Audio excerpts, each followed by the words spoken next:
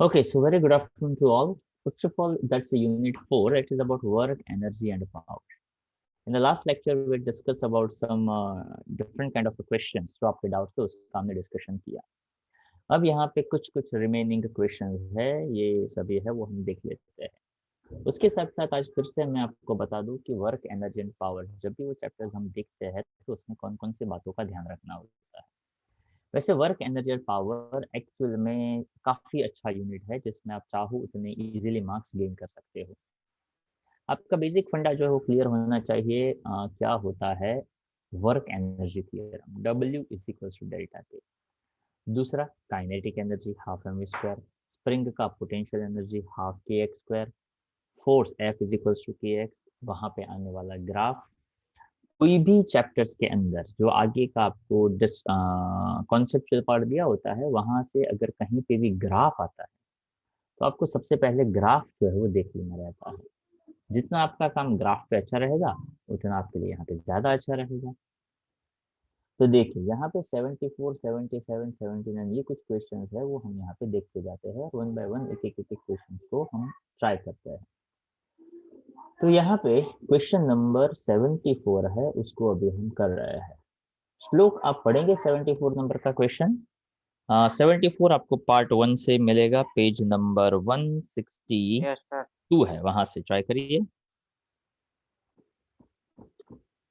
A nucleus ruptures into two nuclear parts which have their velocity ratio equal to 2:1. The ratio of their respective nuclear sizes nuclear radii is. अब देखो यहाँ पे जो 74 number का question है वो कुछ ज्यादा ही आपको एक अलग तरीके से पूछ लिया हुआ है. पहले मैं समझाता हूँ ध्यान से कि ये जो 74 नंबर का क्वेश्चन है वहां पे करना एग्जैक्टली क्या है कि वहां पे एक ग्राफ दिया है. ग्राफ को मैं यहाँ पे प्लॉट करता हूँ और बताता हूँ. ओके, ग्राफ का नेचर जो है यहाँ पे फोर्स वर्सेस डिस्टेंस का ग्राफ है. सबसे पहला तो एफ वर्सेस एस का ग्राफ है. फोर्स न्यूटन में है और डिस्टेंस मीटर में है. यहाँ पे ग्राफ ऐसा है कि यहाँ से ये कुछ ऊपर गया और उसके बाद ये थोड़ा सा स्ट्रेट जाकर वो ऐसे नीचे आया. अब यहाँ पे थोड़ा सा लेबलिंग हम देख ले तो लेबलिंग ऐसा है कि यहाँ पे ये 50 न्यूटन है और स्टार्ट हुआ है 5 न्यूटन से. उसके बाद ये जो स्ट्रेट पार्ट है वो 5 मीटर से लेकर 10 मीटर तक स्ट्रेट पार्ट है और उसके बाद ये ग्रेजुअली कम हुआ तो 5, 10 और यहाँ पे फाइनली 20 दिया हुआ है. अब यहाँ पे फोर्स वर्सेस डिस्टेंस का ग्राफ, सबसे पहला पॉइंट यहाँ पे फोर्स वर्सेस डिस्टेंस का ग्राफ हो और हमने जो पढ़ा है उसके हिसाब से आप मुझे बताइए कि अगर मैं इसका स्लोप निकालता तो F/x होता जिसको हम K कहते हैं, जिसको हमें मिलता है स्प्रिंग कांस्टेंट. पहला पॉइंट. दूसरा, अगर मैं इसका एरिया निकालता तो इसका एरिया होता है हाफ बेस इनटू अल्टीट्यूड, या तो ट्राइंगल होता तो हाँ. तो अगर मैं इसको अलग तरीके से सोचूं कि एग्जैक्टली एरिया में होता क्या है तो कि एरिया में होता है x axis value into y axis value. तो देखो x एक्सिस पे है डिस्टेंस और यहाँ पे है फोर्स. तो फोर्स इंटू डिस्टेंस क्या बनता है, वर्क डन बनता है. Yes, sir.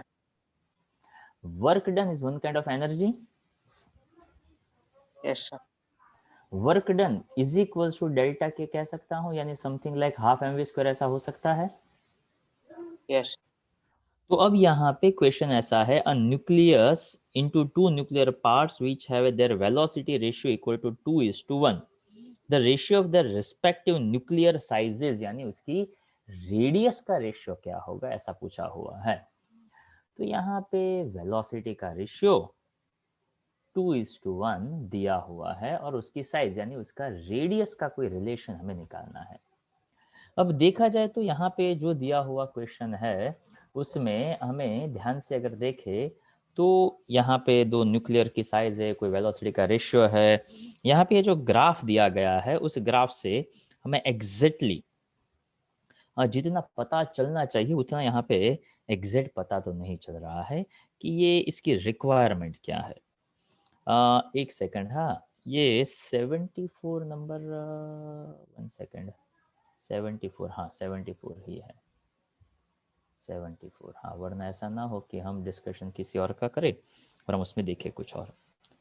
अब देखिए, जैसे 74 की हम बात करते हैं तो हमारे पास वेलोसिटी का रेशियो है, यहाँ पे एक ग्राफ दिया गया है और वहाँ पे हम क्या क्या सोच सकते हैं। तो सबसे पहले ये सोच सकते हैं कि ये ऐसा ग्राफ है जहाँ पे इसका स्लोप आपको मिल सकता है। नंबर 1, यहाँ पे वो कांस्टेंट है और उसके बाद फिर से यहाँ पे आप उसका कोई स्लोप है वो निकाल सकते हो।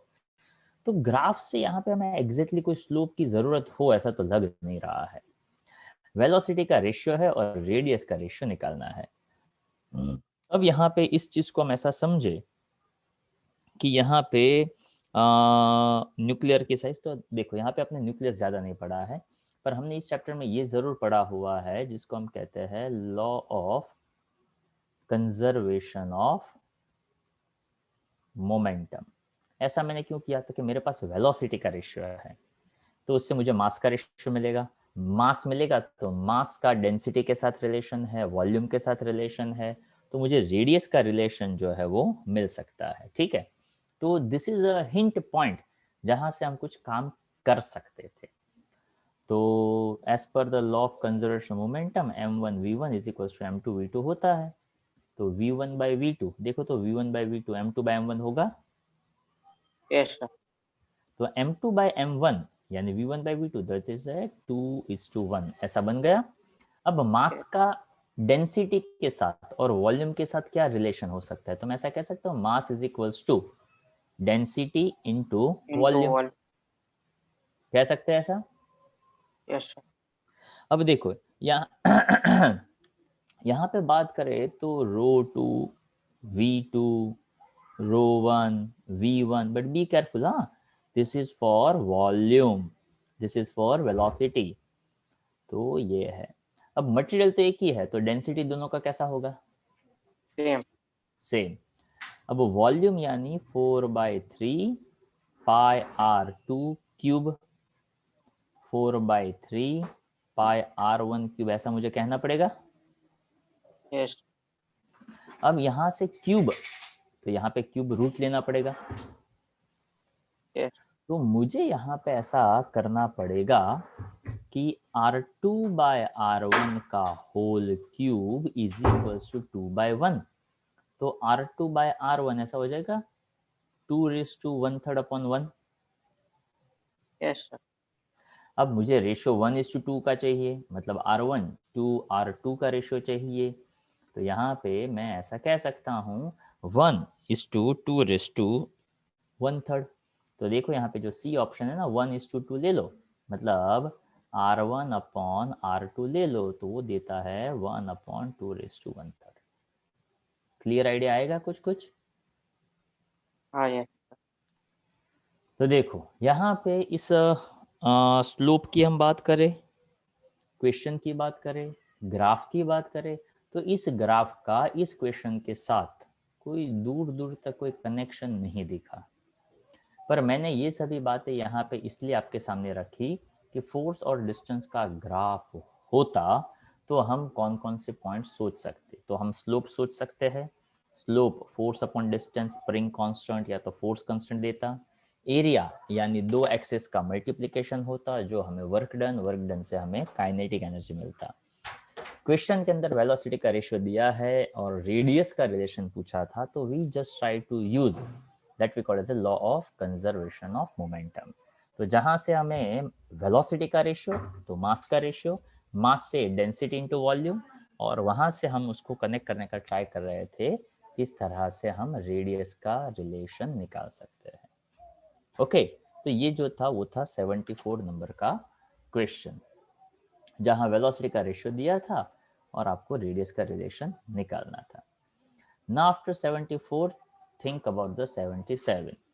तो देखो 77 नंबर का जो क्वेश्चन है उसमें वो क्वेश्चन में धीरे धीरे शांति से पढ़ रहा हूँ, आप सुनिएगा। 77, और आप भाई श्लोक देखते भी जाएगा 77 क्वेश्चन को। हाँ, sir. The F x graph, मतलब अगेन यहाँ पे फोर्स और डिस्टेंस का ग्राफ है। पार्टिकल ऑफ मास 100 ग्राम, तो मास दिया हुआ है 100 ग्राम, डिस्टेंस वर्सेस मतलब सॉरी फोर्स वर्सेस डिस्टेंस का ग्राफ है। फिर से यहाँ पे स्लोप स्प्रिंग कांस्टेंट या तो फोर्स कांस्टेंट देगा, और एरिया आपको पोटेंशियल एनर्जी या तो वर्क डन देगा। अब यहाँ पे ग्राफ का नेचर थोड़ा सा अच्छा है, ऐसा है और ऐसा है, यहाँ पे और यहाँ पे कुछ डेटा। तो that's a 4, 8, 12 and that is in the meter, यानी ये मीटर में दिया है, फोर्स न्यूटन में है, और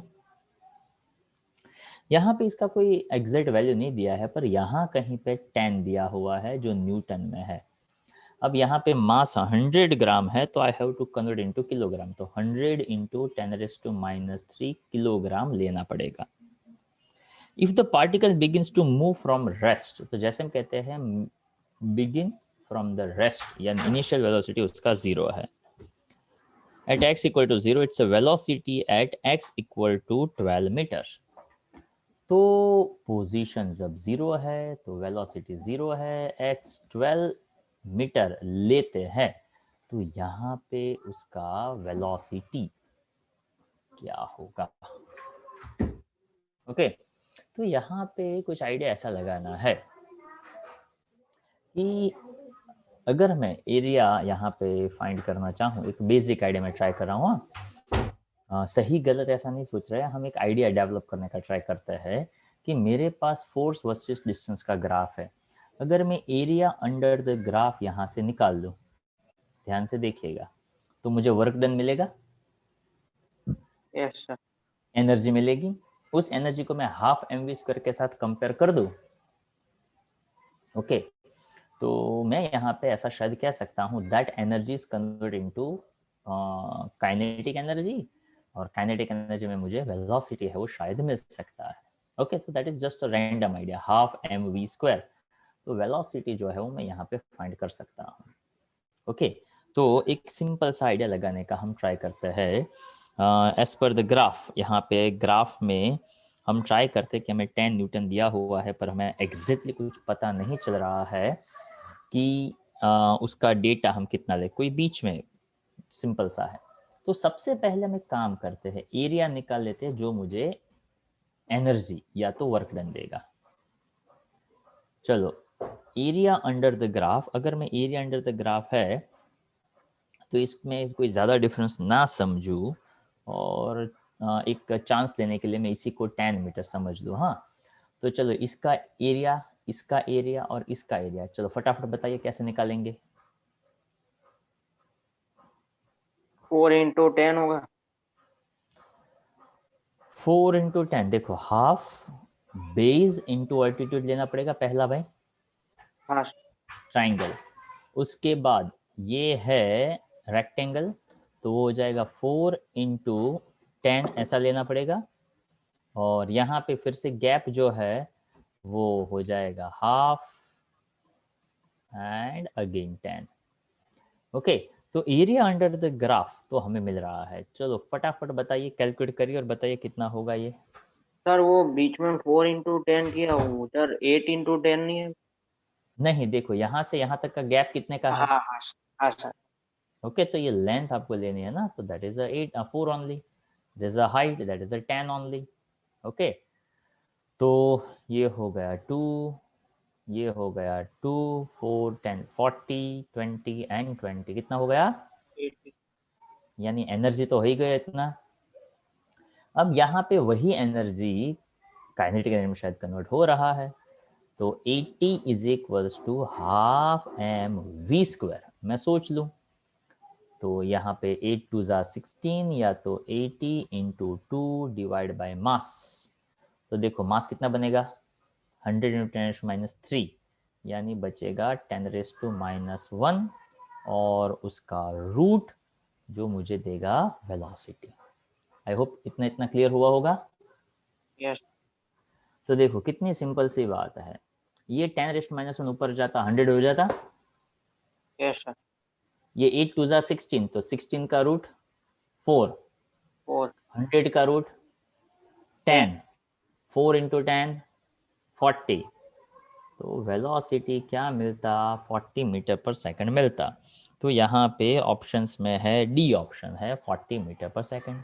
सर, हाँ जी। हम ये फोर्स दिया है तो हम पहले एक्सीलरेशन निकाल ले मास और फोर्स से, हाँ और फिर वो V square minus U square equals to 2 AS से फाइंड कर सकते हैं। वी स्क्वायर ट्राई करते हैं ना, चलो।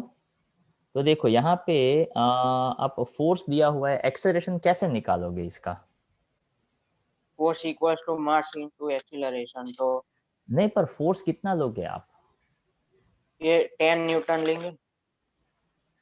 नहीं, यहाँ 0 से लेकर 10 न्यूटन तक हुआ, यहाँ से लेकर यहाँ तक 10 न्यूटन रहा, उसके बाद 10 से होते होते फिर से 0 आ गया, तो 0 से लेकर 4 के बीच में फोर्स बढ़ा।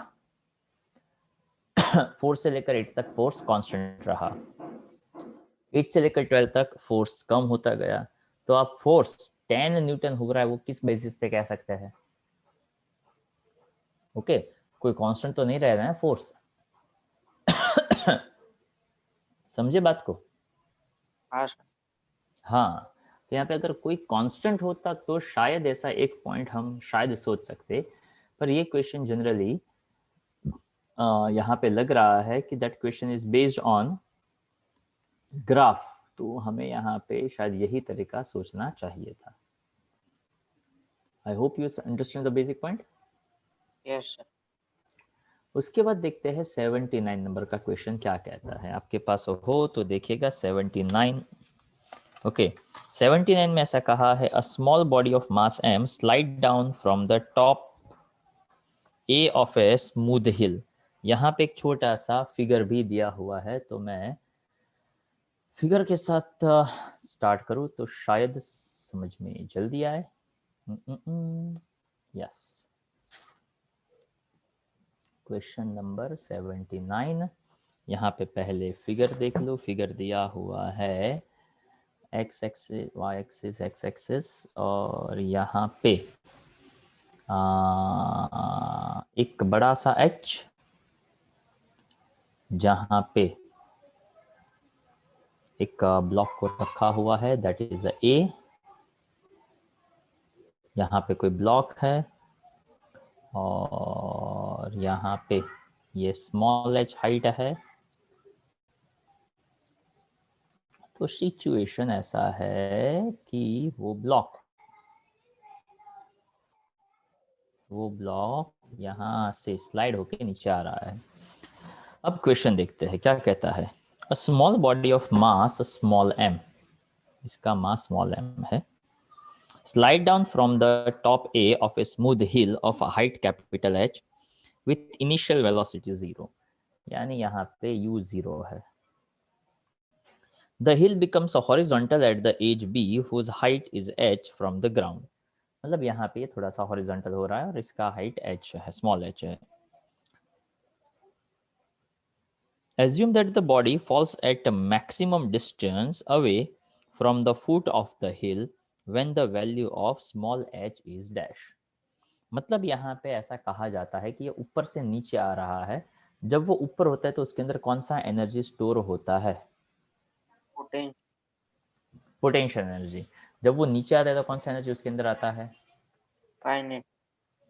Kinetic energy. कितनी हाइट से नीचे आ रहा है वो? एच। ओके, अगर मैं यहाँ पे पोटेंशियल एनर्जी की बात करूँ तो mgh, तो यहाँ पे कैपिटल mgh था, यहाँ पे जब पहुंचेगा तो mg स्मॉल h होगा। तो what is the change in potential energy? देखिए mg capital H minus small h।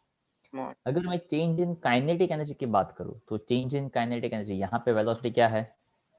0। यहाँ पे पहुंचेगा तो v जितना वेलोसिटी होगा। Yes sir. तो अभी हमें यहाँ पे क्या करना है, सबसे पहला पॉइंट तो ये लगाना है कि change in potential energy that is equals to change in kinetic energy. तो चेंज इन पोटेंशियल एनर्जी कहाँ था और कहाँ पे पहुंचा? एच पे था, कैपिटल एच पे था और स्मॉल एच। वो यहाँ पे पहुंचा। अब वहां से अगर हम ऐसा कह देते हैं half m v b square minus half m v a square, कह सकते हैं ऐसा। But what is the velocity at a point? 0। 0, तो वो तो निकल जाएगा। तो इसके हिसाब से वेलोसिटी एट बी क्या बन जाएगा? ये तो 0 है, This is equivalent to velocity at A. 2gh minus 2 mm cancel, 2g capital H minus small h, और उसका क्या निकालना पड़ेगा? root. रूट। यहां तक क्लियर? Yes. ओके। अब ऑब्जेक्ट कहां से कहां आ रहा है? A to B. A to B आ रहा है। तो क्या हम ऐसा कह सकते हैं इनिशियल वेलोसिटी जीरो है तो it is just something like a free fall जैसा करेगा वो? Yes. ओके।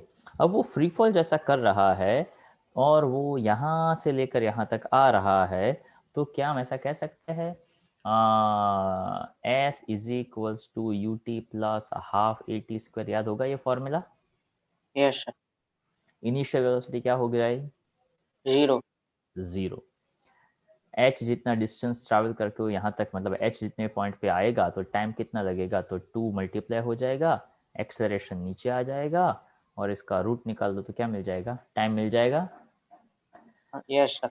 अब आपके पास वेलोसिटी भी है और टाइम भी है, and if we are looking for the distance, कितना डिस्टेंस ट्रैवल करेगा, तो क्या कह सकते हैं कितना डिस्टेंस होगा वो? तो देखो, velocity is equals to distance upon time. तो V into वेलोसिटी भी, हाँ वेलोसिटी भी है, टाइम भी है, तो डिस्टेंस यानी कितनी पार्ट तक, कितनी रेंज तक हो जाएगा, तो क्या करना पड़ेगा? तो के under root 2g capital H minus small h 2h by G. अब यहाँ पे देखो क्या क्या हो जाएगा, जी जी कैंसिल हो जाएगा, yes, sir. 2 टू ज़ा 4 रखना चाहो तो 4 अंदर रख सकते हो, अदरवाइज 4 का रूट ले लो, 2 बाहर आ गया, under root h minus capital H minus small h ऐसा हो जाएगा। Yes. हाँ। अब पूरा क्वेश्चन है उसको ध्यान से देखिए, और क्या कहता है उसकी लास्ट लाइन, ऐसा कहता है कि assume that the body falls at a maximum distance away from the foot of the hill, then the value of small h। मतलब मुझे यहाँ पे ऐसा कुछ करना है कि मुझे स्मॉल h का क्या करना है? वैल्यू निकालना है। ओके। अब यहाँ पे इस बात को थोड़ा अलग तरीके से हम देखने का या तो समझने का ट्राई करें, तो यहाँ पे ऐसा समझा जाता है, और इस बात को ट्राई करिएगा कि it is something like that. कोई आपके कहता है कि differentiation of one with respect to time क्या होता है? इसका differentiation with respect to time? 0. Differentiation of 100 with respect to time क्या होता है? 0. तो उसका मतलब ये कि अगर मुझे कोई वैल्यू मैक्सिमम है ऐसा दिखाना है, तो मैं उसका डिफरेंशिएशन जीरो है ऐसा दिखा दूं, मतलब वो कांस्टेंट हो जाएगा, और वो कांस्टेंट मैक्सिमम या तो मिनिमम कुछ भी हो सकता है। तो ये एक मैथ्स का पॉइंट है जिसका हम यूज करते हैं। If I want to show that this value is minimum, तो भी मैं क्या करूँ, उसका डिफरेंशिएशन कर दूं और डिफरेंशिएशन जीरो है ऐसा दिखा दूं।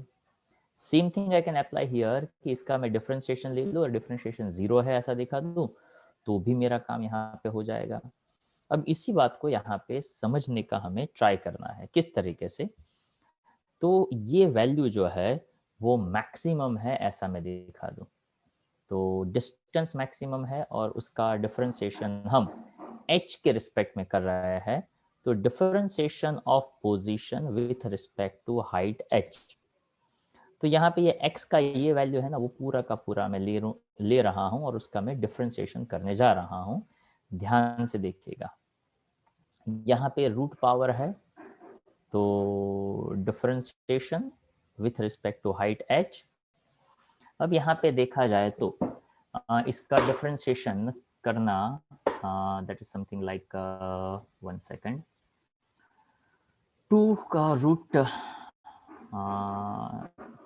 2 and under root h into capital H minus h square, ऐसा मैं कर देता हूँ। ठीक है, मतलब अभी ये मैंने वैल्यू यहाँ पे लिया। अब करना क्या है, तो इसका डिफरेंशिएशन करना है, और जब इसका हम डिफरेंशिएशन कर पाएंगे और एट द एंड मुझे शो करना है इसका डिफरेंशिएशन कैसा होता है, जीरो होता है। ठीक है, तो अगर मैं इसका डिफरेंशिएशन करता हूँ और ये रूट और 2 दैट्स अ कांस्टेंट, यहाँ पे रूट का भी करना पड़ता है। पर अगर मान लो मैं सिर्फ इसी पे अभी फोकस करूँ ताकि मुझे यही वैल्यू मैक्सिमम है ऐसा शो करना है, तो अगर ये वैल्यू मैक्सिमम हो जाएगा तो डिस्टेंस अपने आप मैक्सिमम हो जाएगा।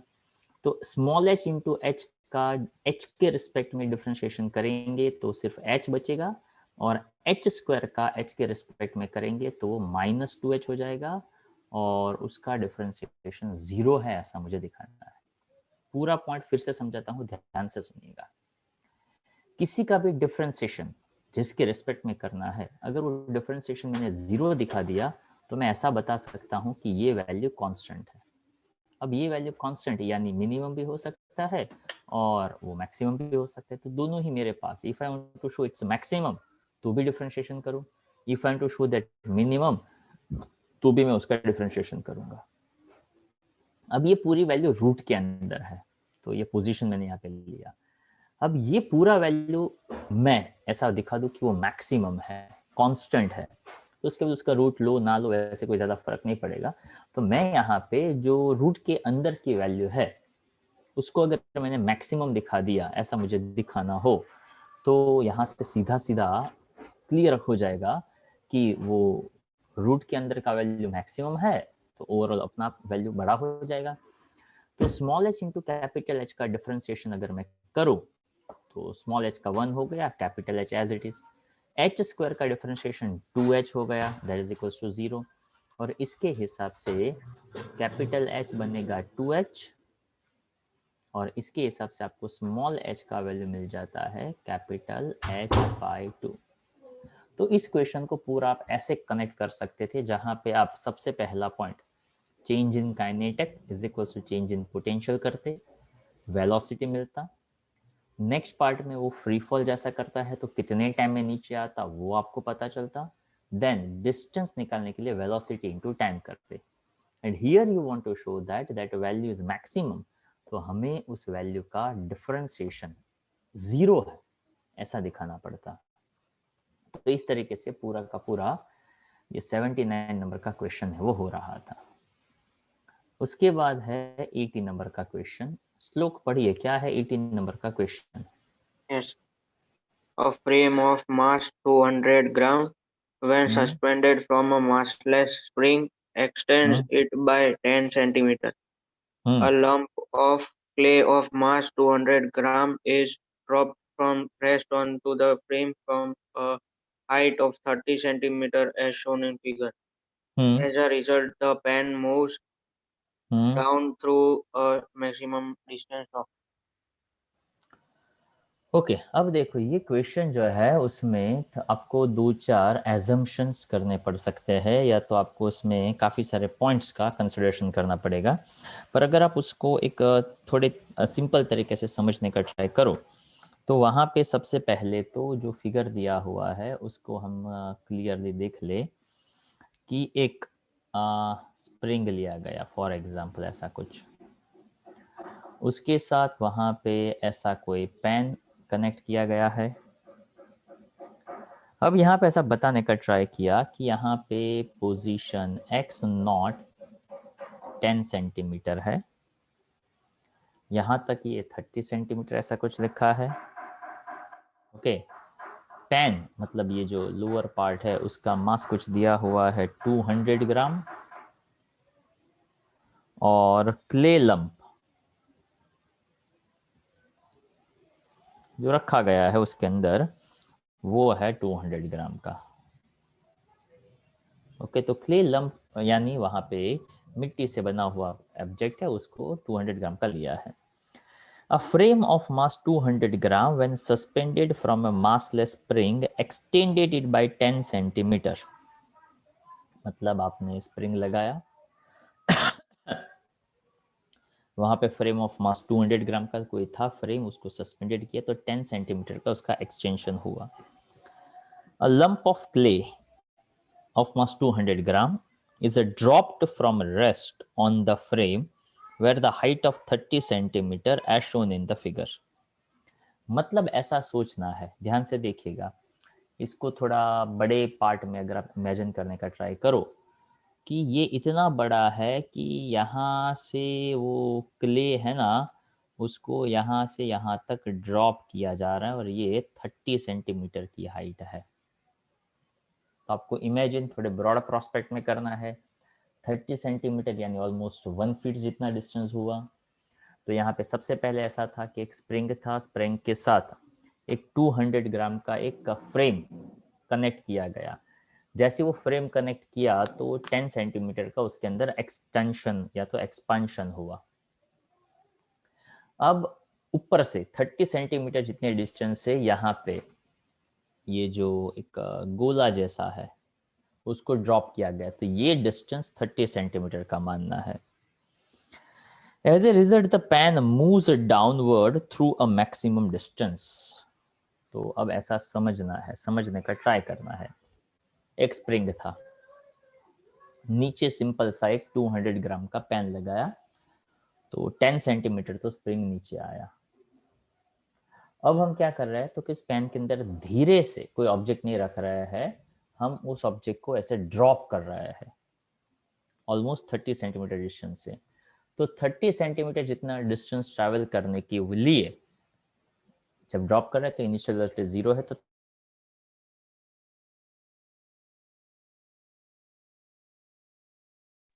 सर आपका आवाज चला। हेलो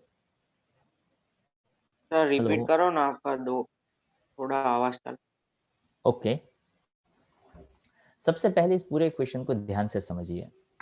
एक बेस था, नीचे एक स्प्रिंग था, स्प्रिंग के नीचे आपने एक फ्रेम जैसा लगाया, तो उस वजह से स्प्रिंग 10 सेंटीमीटर तक एक्सपांड हुआ। ओके, 10 सेंटीमीटर यानी मान लो इतना एक्सपांड हुआ। अब वो जो फ्रेम था ना, उसकी उस फ्रेम से 30 सेंटीमीटर हाइट से मैंने एक क्ले, जो क्ले का जो लंप ऑफ क्ले बोला है, वो भी 200 ग्राम का था और उसको मैंने ड्रॉप किया ऑलमोस्ट 1 फीट हाइट से। तो जैसे मैंने ड्रॉप किया तो वो यहाँ से नीचे टकराएगा और वो टकराने की वजह से फिर से उस स्प्रिंग का क्या होगा, एक्सपांशन होगा। तो क्वेश्चन ऐसा कहता है कि जब आपने एक फ्रेम लगाया, फ्रेम की वजह से 10 सेंटीमीटर का एक्सपेंशन हो ही रहा था, अब 30 सेंटीमीटर हाइट से एक और ऑब्जेक्ट को ड्रॉप किया और उस वजह से इसका टोटल मैक्सिमम एक्सपेंशन कितना हो सकता है। तो उसके लिए आप यहाँ पे सबसे पहला पॉइंट तो ऐसा समझ सकते हो कि टोटली देखा जाए तो मास इनटू वेलोसिटी का अगर हम आइडिया लगाए तो टोटल मास कितना हो रहा है ये दोनों का मिलाकर, 400। 400। तो मोमेंटम की अगर बात करें तो मास इनटू वेलोसिटी, तो मास हो जाता है 400 और वेलोसिटी यानी ये कर रहा है यहाँ से फ्री फॉल, तो v is equal to under root 2gh ऐसा हम कह सकते हैं। Yes sir. एक सेकेंड, हाँ भाई। ओके, तो 400 रूट 2gh ऐसा अगर मुझे यहाँ पे मिला, ताकि ये जो 200 रूट 2gh था, अब यहाँ से एग्जैक्टली आप देखिएगा, अगर आपके पास वॉल्यूम 3 हो तो उसमें एक रेफरेंस लेकर मैं आपको समझाने की ट्राई कर रहा हूँ। तो वॉल्यूम 3 के अंदर ऐसा एक पॉइंट लिखा हुआ है, the clay has an inelastic collision with the pan, hence we can conserve the momentum. मतलब ऊपर से जैसे कंजर्वेशन ऑफ मोमेंटम कहता है, initial momentum is equal to final momentum. तो पॉइंट यहाँ पे ऐसा बन रहा है कि अगर हम यहाँ पे ऐसा सोच रहे हैं कि एक मोमेंटम था जहाँ पे लिखा है 200 प्लस 200 इंटू वेलोसिटी, इसको हम ऐसा भी ले ले,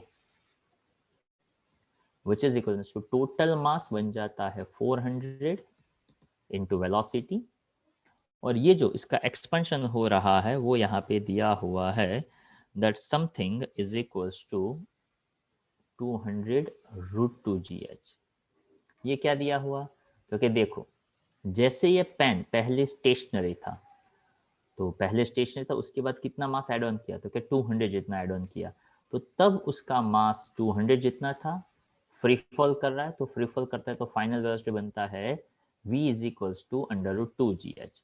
इसके हिसाब से अगर ये वेलोसिटी निकालते हो तो 0 0 0 0 कैंसिल हो जाएगा और 2 2 जा 4, तो रूट 2gh/2 ऐसा वेलोसिटी मिलेगा। किसका वेलोसिटी यहाँ पे दिया हुआ है कि that kinetic energy of the clamp, तो क्लैंप यानी ये जो सस्पेंडेड है उसका, तो kinetic energy half M V square, तो यहाँ पे हाफ खुद 200 का था और 200 का मास आया, तो 400 वेलोसिटी का स्क्वायर यानी √2gh का square, so that is a 2gh/4, तो 2gh/4 यहाँ पे किया हुआ है। अब यहाँ पे आप चाहो तो इसको आप 100 ले लो, 2 कैंसिल कर दो, तो 100gh ऐसा हमें एक काइनेटिक एनर्जी मिला, पहला पॉइंट। उसके बाद यहाँ पे ऐसा बताया हुआ है 100gh, उसमें 100g आप 10 ले लो, तो that becomes a simple thing 3000g। Okay, तो 100 और h कितनी हाइट से आया, तो कि ये 30 सेंटीमीटर की हाइट से आया, तो आपके पास 100 था, g एज इट इज रखो, इसको 30 ले लो, इसको चाहो तो आप 10 भी ले सकते हो, पर यहाँ पे लिया नहीं था, 3000g। तो टोटल काइनेटिक एनर्जी का वैल्यू निकाला।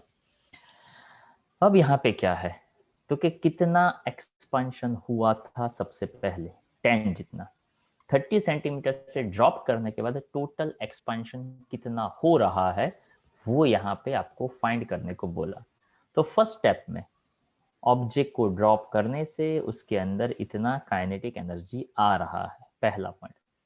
दूसरा point F is equals to drop किया यानी वेट फोर्स लगेगा, and this is equals to K X naught, ऐसा भी आप कह सकते हैं, स्प्रिंग कांस्टेंट वाली बात समझो तो इसके हिसाब से ऐसा बताया गया कि K that is a spring constant, that is mg/x naught, mass 200g और एक्सपेंशन हो रहा था 10 सेंटीमीटर का, so that becomes 20g, that is a K. अब यहाँ पे आपको ये भी पता होगा that is called as a spring का पोटेंशियल जी ½ kx², तो ये के आ गया और आपको x जो है वो निकालना है। So you have a kinetic energy, from this one you can think about potential energy, so you can use delta k is equals to delta u, delta k you can say 3000g half k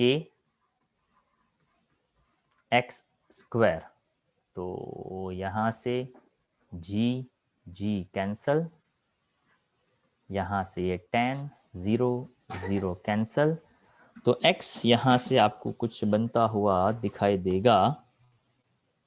okay just a moment. Okay so देखिए यहाँ पे इसको parts में हम ले लेते हैं। This is equation 1 kinetic energy, this is equation 2 that is a k, अगर मैं उसको चेंज इन पोटेंशियल एनर्जी कह दूं that is a half k x² यानी फाइनल का और इनिशियल का स्क्वायर, तो हाफ k बन जाता है 20g, फाइनल यानी ऑलरेडी कुछ है जिसमें 10 ये ऐड हो रहा था और इनिशियली ऑलरेडी 10 सेंटीमीटर का उसका एक्सपेंशन हो रहा था, और ऑब्जेक्ट के गिरने की वजह से वहां पे आता है जिसको हम कहते हैं work done, force into displacement, जिसको हम कहते हैं mgx। तो मास था 400 का, वहां पे g और कोई x इतना डिस्टेंस से वो बन रहा है। तो यहाँ पे तीनों को अगर ऐड किया जाए तो नेक्स्ट पॉइंट कुछ ऐसा बन रहा है कि डेल्टा के 1 second change in kinetic plus change in potential plus वो जो स्टैटिक फोर्स है वो, और टोटल का वैल्यू होना चाहिए 0, तो उसके हिसाब से -3000g -400g इंटू एक्स, ये वैल्यू आई वो फोर्स इंटू डिस्प्लेसमेंट वाला, और हाफ 20g के x plus 10 whole square minus 10 whole square and that is equals to 0। अब इस पूरी वैल्यू को यहाँ पे सॉल्व करने से हमें x मिल सकता है। So let's try to find out. Okay try करते हैं इसको फाइंड करने का। पहले इसको तो मैं 10 कर दूँ। Okay so I can make work little easy. इसका एक्सपांशन कर देते हैं, एक्स स्क्वायर प्लस वो बन जाएगा 20x प्लस बन जाएगा 100 और ये -100, काम थोड़ा सा आसान हो गया, ये माइनस माइनस इधर भेज दिया, 300g plus 400g into x. तो चलो यहाँ से सबसे पहले तो जी निकाल दो, ये एक ज़ीरो जो है वो सब में से निकाल दो, ये 100 कैंसिल करो, तो X square plus 20x is equal to 300 plus 40x। हाँ 40x ऐसा कुछ बनेगा, राइट। अब ये 40x को मैं इधर ले लूँ, तो X square minus 20x minus 300 is equal to 0। ये एक ऐसा क्वाड्रेटिक इक्वेशन बना जिसका हम सॉल्यूशन निकाल सकते हैं। a बन जाता है 1, b बन जाता है -20 और c बन जाता है -300। अब आपको रूट्स पता होंगे, रूट्स का फॉर्मूला था माइनस, क्या होता है रूट का formula? Minus B plus minus under root B square minus 4ac by 2a। Okay, तो यहाँ पे a, b और c की वैल्यूज हम डालते हैं, तो वहाँ से आपको x का रिलेशन मिल सकता था। तो क्वेश्चन एक्चुअल में यहाँ पे काफ़ी टेढ़ा मेढ़ा किया है। ओके, इसको और सिंपल तरीके से हम कर सकते थे, पर क्वेश्चन की रिक्वायरमेंट ऐसी थी। पहले क्वेश्चन की सिचुएशन समझो, पूरा आइडिया देने का ट्राई कर रहा हूँ। एक स्प्रिंग था, सिंपल, बेस एक लगाया तो 10 सेंटीमीटर अपने आप ही एक्सपांशन हो गया। अब 30 सेंटीमीटर हाइट से ऐसा मानिए कि एक और ऑब्जेक्ट को ड्रॉप किया जो 200 ग्राम का था, तो और 30 सेंटीमीटर हाइट से नीचे आया, तो ओवरऑल एक्सपांशन कितना होगा, ये क्वेश्चन की रिक्वायरमेंट थी। तो सबसे पहले हमने यहाँ पे law of conservation of momentum का यूज करके वेलोसिटी ढूंढा, उससे हमें काइनेटिक एनर्जी मिला। उसके बाद ऑब्जेक्ट को ड्रॉप करने से स्प्रिंग का जो एक्सपांशन, सिंपल बेस लगाने से जो एक्सपांशन हो रहा था, उसके हिसाब से हमने के निकालने का ट्राई किया। And then after we think about what will be the change in potential energy. और उसके बाद यहाँ पे एक और नया आइडिया लगाना पड़ा कि kinetic energy plus potential energy plus weight force, वो जो भी लगता है वो सब जो है as per law of conservation of energy वो जीरो होना चाहिए, और तब जाकर एक क्वाड्रेटिक इक्वेशन बन रहा था। जब आप इसको सॉल्व करेंगे तो जाकर आपको x का कोई वैल्यू है वो मिल सकता है। ओके, इसको भी थोड़ा समझिएगा और वॉल्यूम 3 में जो दिया है उसको भी समझने का ट्राई करेगा। दोनों को कंबाइन करेंगे तो शायद ज़्यादा आपको पता चलेगा, ऐसा मुझे लग रहा है। ओके, पर आई रेफर कि आप इस क्वेश्चन को एटलीस्ट 2 से 3 बार रिपीट करिएगा तो शायद आपको इजीली उसका बेस समझ में आ सकता है। उसके बाद है 85 नंबर का क्वेश्चन। तो हेत आप पढ़ेंगे 85 नंबर का क्वेश्चन क्या कहता है मेरे भाई? क्वेश्चन नंबर 85, वॉल्यूम 4 में।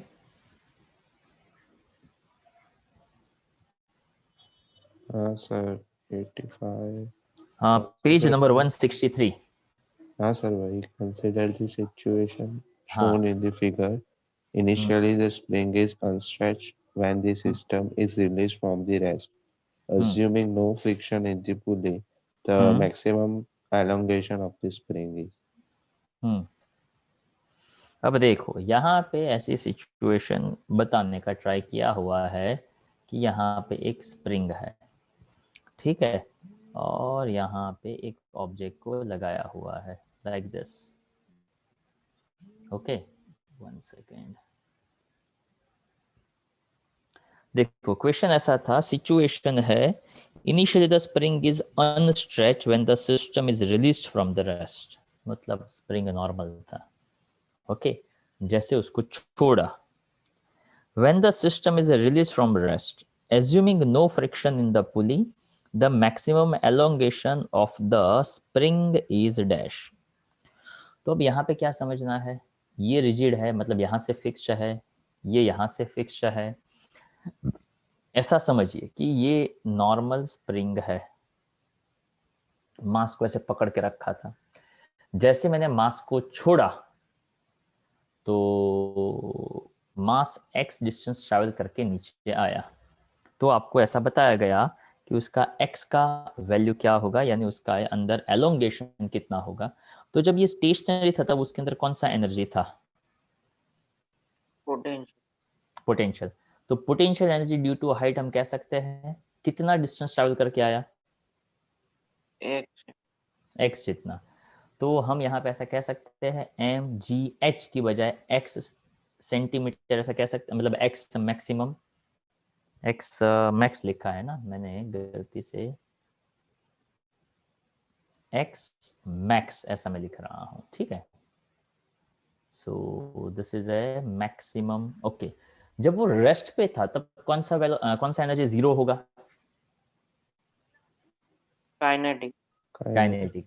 जैसे ही रिलीज स्टेशनरी था वहां से उसको छोड़ा तो पोटेंशियल एनर्जी, यानी रेस्ट पे था तो काइनेटिक एनर्जी जीरो था, वही काइनेटिक एनर्जी किस में कन्वर्ट हो रहा था? पोटेंशियल में। या तो उल्टा समझिए कि पोटेंशियल एनर्जी किस में कन्वर्ट हुआ होगा?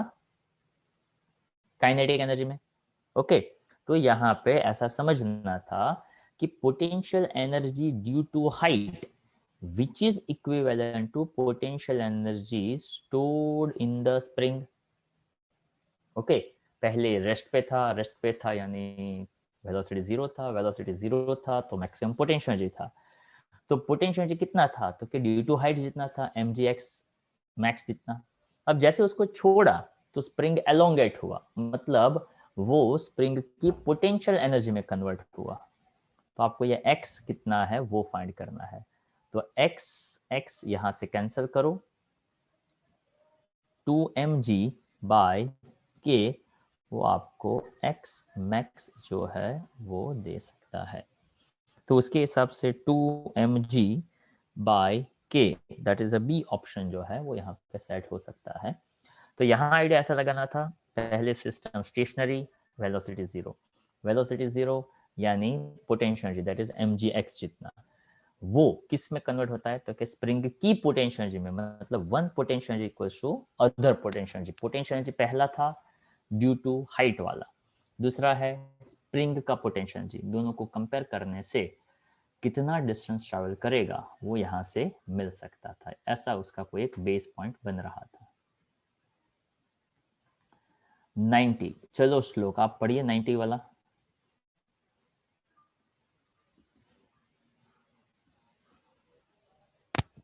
A क्या block कहते हैं? of a block of mass m slides hmm down along the smooth surface of the bowl hmm radius r from hmm the rim to the bottom. The velocity of the block at the bottom will be.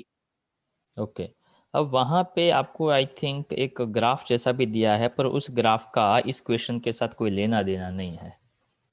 Okay, जो लोग देख रहे हैं page 164 पे question 90 दिया है, वहाँ पे बाजू में ग्राफ जैसा है, उस ग्राफ का इस क्वेश्चन के साथ कोई लेना देना नहीं है। क्वेश्चन ऐसा है कि मास m था, slide down along the smooth surface of the bowl from the rim of the bottom. तो इसके लिए आप चाहो तो ऐसा एक फिगर ड्रॉ कर दीजिए लाइक दिस।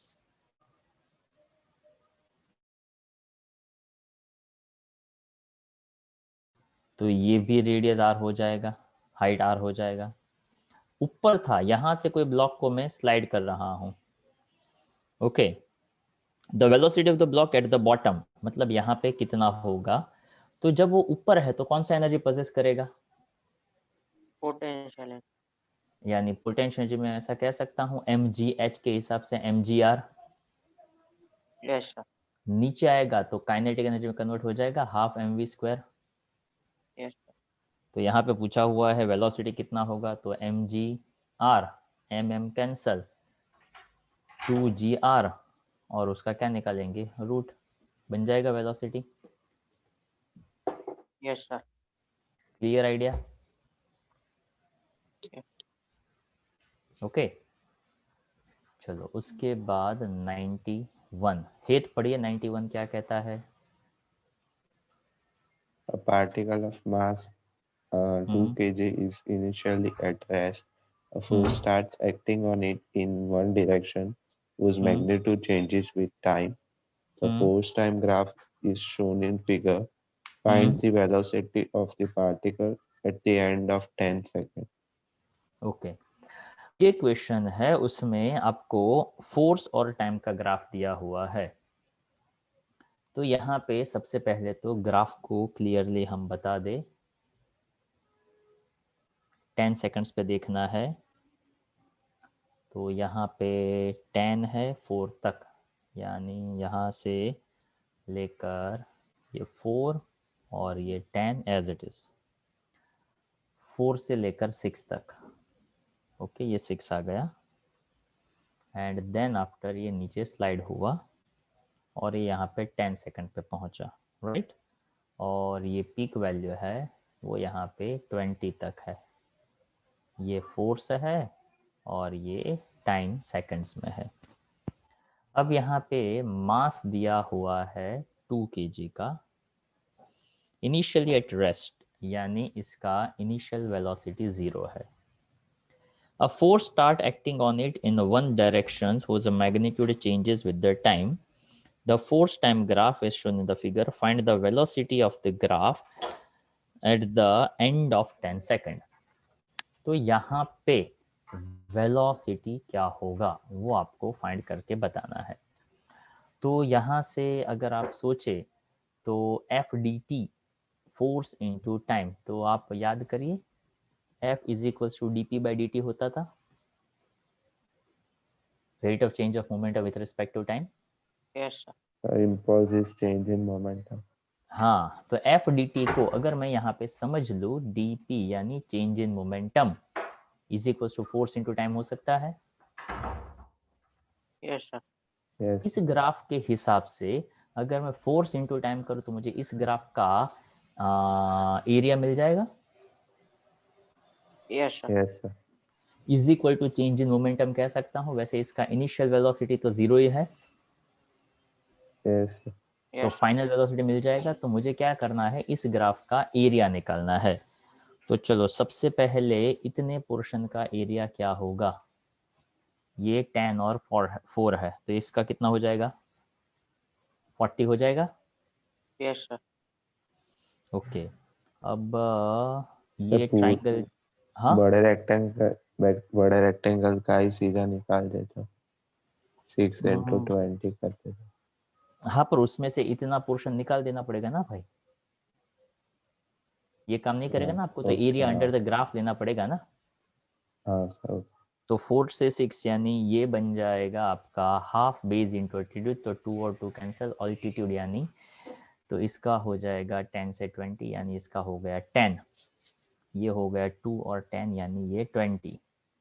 ओके, और ये ट्राइंगल जैसा है तो हाफ 4 10 2 और 20 2 20 2 इंटू 20 दैट इज अ 40। तो 40 प्लस 40 80 100 एंड 110, तो 110 डिवाइड बाय मास, मास इसका दिया है 2 which is equal to final velocity. तो 110 यानी 55 और यहाँ पे 55 के नज़दीक दिया हुआ है 50, तो आई थिंक इसका आंसर 50 या तो उसके आसपास का होना चाहिए। ओके, फिर से अगर हम एरिया को फाइंड करें तो शायद हमें एग्जैक्ट 50 शायद मिल सकता हो। तो सबसे पहले तो ये समझना था एरिया अंडर द ग्राफ। तो एरिया अंडर द ग्राफ यहाँ पे रेक्टेंगल समझो 4 है और ये 10 है 40, चलो ये राइट। अब मैं इसको ऐसा समझू ये रेक्टेंगल, तो 4 और 6 का डिफरेंस 2 और ये 10 20, ये भी राइट। ऊपर का छोटा सा ट्राइंगल हाफ बेस, तो बेस और हाफ दोनों कैंसिल हो गए ताकि ये भी 2 हाफ भी 2, तो हाइट ही सिर्फ आएगा 10 से 20 यानी 10, ये भी राइट। अब यहाँ पे ट्राइंगल बनेगा हाफ बेस इंटू ऑल्टीट्यूड, तो ऑल्टीट्यूड इसका 20 का है, ऑल्टीट्यूड इसका 20 का है, तो ये भी राइट है। हाँ तो ये भी राइट है। तो 4 प्लस 4 8 प्लस 2 10 10 प्लस 1 11 11 और यहाँ पे मास दिया हुआ है 2 kg, तो 110/2, so that is equals to 55 metre per second. Okay, तो 12.5, 25, 50 और 100 जो है उसमें से हमारा आंसर एज पर दिस फंडा तो 55 या तो 50 के आसपास का होना चाहिए। ओके, तो इस फॉर्मूला को हम कंसिडर करें तो सी ऑप्शन आई थिंक हमें रखना चाहिए। ठीक है, और आई थिंक यही आंसर होगा। वॉल्यूम 3 में भाई। अच्छा, उसमें कोई तरीका बताया है? नहीं सर, उसमें तो डायरेक्ट ही लिख दिया। तो हम 55 को 50 मान के चल सकते हैं। ठीक है, उसके बाद 99 क्या कहता है देख लेते हैं। 99, हाँ 99 जो है वो मुझे करवाने की ज़रूरत नहीं है, कोई मुझे बताएगा क्यों? तो 19th क्वेश्चन था इसके हमारी ऊपर। नोट्स का ही क्वेश्चन है, और नोट्स का मतलब वो इलास्ट्रेशन का एक्जेक्टली क्वेश्चन है। ए पे वेलोसिटी √5 GL, बी पे होता है √3 GL, और सी पे होता है √GL। ओके, मतलब ये आप नोट्स रेफर करेंगे तो भी क्वेश्चन पता चल जाएगा, और टेक्स्ट बुक देखोगे तो वहाँ से भी पता चल जाएगा। तो वो बहुत ही सिंपल सा क्वेश्चन दिया हुआ है। 106 है वो नहीं करना है। वैसे वो आप एनसीईआरटी का क्वेश्चन सेक्शन देखोगे नोट्स में से, तो ये आपको 99 नंबर का है वो भी नोट से मिल जाएगा। 106 वो आपको पार्ट 4 से मिल जाएगा। ओके, जिसकी यहाँ पे कोई ज़रूरत वैसे नहीं है, फिर भी आप ट्राई करिएगा। और 119 आई थिंक मैंने करवाया था, चलो फिर से देख लेते हैं। जिस किसी का भी डाउट हो तो शायद पता चल जाएगा। ओके, हेत पढ़िए 119 क्या कहता है। वहाँ पे एक फिगर दिया हुआ है, पहले इस फिगर को आप समझिए। In figure, a carriage B is pulled up from A to B. The okay, relevant coefficient of friction is 0.4. The work done will be. Okay, तो वर्क डन फाइंड करना है। यहाँ पे ऐसा एक स्लोप दिया हुआ है, यहाँ पे 50 kg रखा हुआ है। ठीक है, ऊपर उसके ऊपर प्रेशर सॉरी फोर्स लगाया जा रहा है, और यहाँ पे कोई एंगल है, और ये 50 मीटर की हाइट ऐसा दिखाया है, ये 30 मीटर की हाइट ऐसा बताया है। P is a pulled from A to B, यानी यहाँ पे A है और वहाँ से मैं B तक उसको लेकर जा रहा हूँ। कॉफिशेंट ऑफ फ्रिक्शन यानी म्यू यहाँ पे दिया हुआ है 0.40, तो वर्क डन कितना होगा वो हमें यहाँ पे फाइंड करना है। तो सबसे पहले थीटा का वैल्यू कोई बताएगा क्या बनेगा?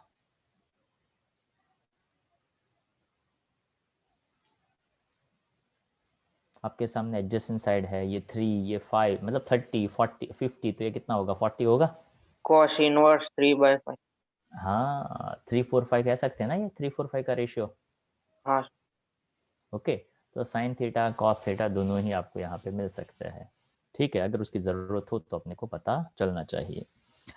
अब यहाँ पे हम इसको इधर लेकर जा रहे हैं, तो आपको पता होगा वो जिसने बनाया थीटा वो बनाता है कॉस थीटा वाला कॉन्सेप्ट। ओके, अगर आप उसको इधर लेकर जाते हो तो ये बन जाता है आपका mg साइन थीटा वाला कंपोनेंट, इधर बनता है mg कॉस थीटा वाला कंपोनेंट। याद होगा ऐसा कुछ कुछ?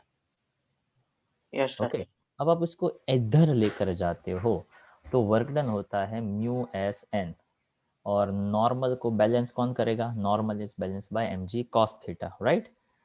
तो म्यू एस एन का मतलब M G cos theta, mu S 0.40, mass दिया हुआ है कुछ आपको 50, G10, और cos theta adjacent upon hypotenuse, so that will be 40/50, 0 0 cancel, मतलब 50 50 पूरा ही कैंसल, और ये है 10 इंटू 0.4, सो दैट इज 4 4 4 60, तो ये हो जाएगा 160 जूल, राइट?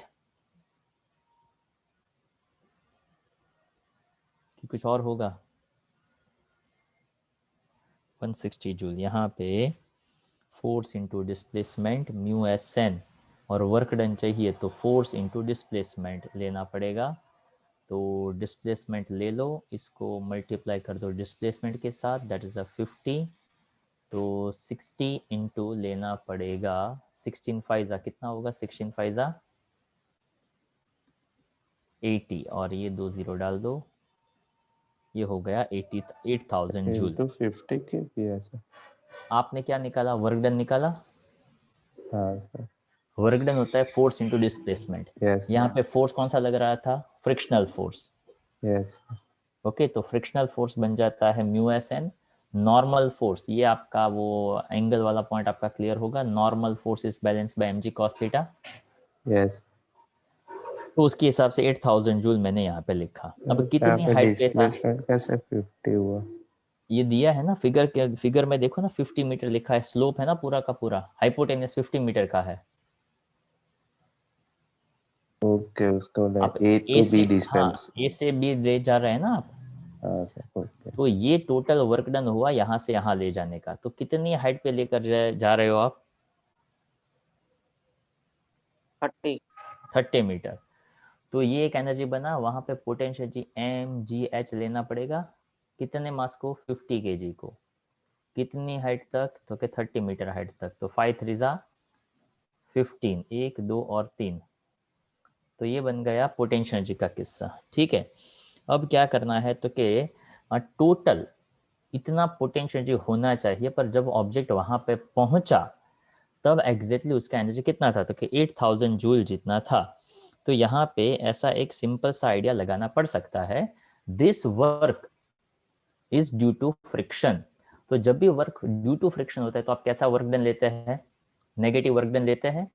तो यहाँ पे ऐसा कहना पड़ सकता है, और हमें जो फाइंड करना है कि कितना वर्क डन होगा due to friction, the work done will be dash, यानी ये ऑब्जेक्ट नीचे स्लाइड होने वाला है अगर हम उसको ज्यादा एनर्जी ना दे तो पोटेंशियल एनर्जी हाइट पे 15,000 है, पर नीचे से उसको ऊपर ले जाना हो तो टोटल क्या करना पड़ेगा, इन दोनों का एडिशन करना पड़ेगा, कि टोटल वर्क डन 8000 जितना करना पड़ सकता है, पोटेंशियल एनर्जी वहां पे 15,000 जूल का है, तो total work done will B 15 + 8 and that will be 23,000 joule, जिसको यहाँ पे ऑप्शंस बदे किलो में दिए हुआ है, तो that will be 23 kilo joule, ऐसा मैं कह सकता तो हूँ। उसको ऐड क्यों किया वो पता नहीं।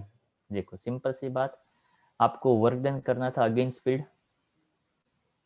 यस ओके, अगर आप समझना चाहो तो आप ऐसा भी समझ सकते हो कि कितना वर्क डन करना पड़ता है प्लस कितना होता है work done due to friction, इसको W डैश कह दो, which is equivalent to change in kinetic plus change in potential. अब काइनेटिक तो आप तो नीचे से लेकर जा रहे हो ना, तो यहाँ पे सिर्फ आपको पोटेंशियल एनर्जी मिलेगा। अब यहाँ यस पे सर। वर्क डन जितना चाहिए तो पोटेंशियल यानी माइनस फ्रिक्शन कर दो, पर फ्रिक्शन वाला अपने आप में माइनस होता है because you are doing a work done against field, opposite direction में कर रहे हो ना आप। यस तो देखो अब पोटेंशियल एनर्जी यहाँ पे 15,000 था, उसमें से -8,000 आप सब्ट्रैक्ट करो, पर माइनस माइनस क्या हो जाता है, प्लस। उसको मैंने एक अलग तरीके से समझाया कि जब टॉप पे पहुंचता है या तो टॉप पे होता है तो 15,000 जूल का एनर्जी होना चाहिए, नीचे से ऊपर ले जाने के लिए फ्रिक्शन में एनर्जी कितना यूटिलाइज हो जाता है, 8000 हो जाता है। तो टोटल कितना होगा, तो वो नीचे से ऊपर तक पहुंच पाएगा। तो एक्चुअल में फ्रिक्शन तो वेस्ट कर देगा, टॉप पे 15,000 होना चाहिए, तो नीचे से आप कितनी एनर्जी के साथ जाओगे तो ऊपर पहुंचने के बाद उसके पास 15,000 जूल जितना एनर्जी रहेगा। Understand my point? Yes. Okay okay, तो ये यूनिट 5 के हमारे डाउट्स थे। नेक्स्ट लेक्चर में हम यूनिट 5 के डिस्कशंस करेंगे।